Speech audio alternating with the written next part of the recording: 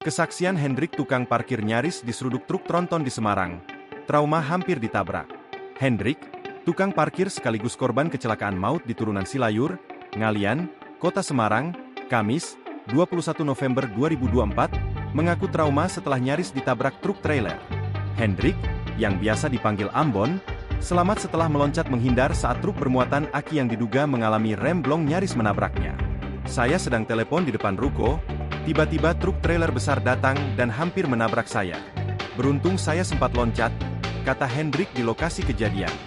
Setelah kejadian, Hendrik mengaku syok melihat kerusakan parah yang disebabkan oleh truk, termasuk kendaraan yang hancur dan korban yang berteriak meminta tolong. Ia bahkan sempat mendengar korban meminta tolong di dekat mobil. Hendrik mengalami luka ringan di kaki kirinya akibat terkena pecahan kaca dari kendaraan yang hancur. Diberitakan sebelumnya, kecelakaan maut di turunan Silayur menewaskan 2 orang, yakni Rukoyah dari Ngalian, Semarang, dan Anis Yuliana dari Pati.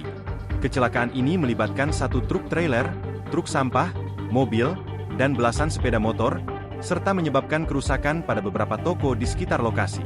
Polisi bersama tim Traffic Accident Analysis atau TA Polda Jateng, masih melakukan olah TKP dan evakuasi di lokasi kejadian hingga malam hari.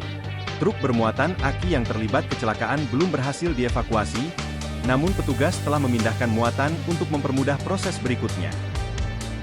Download Tribun X sekarang, menghadirkan lokal menjadi Indonesia.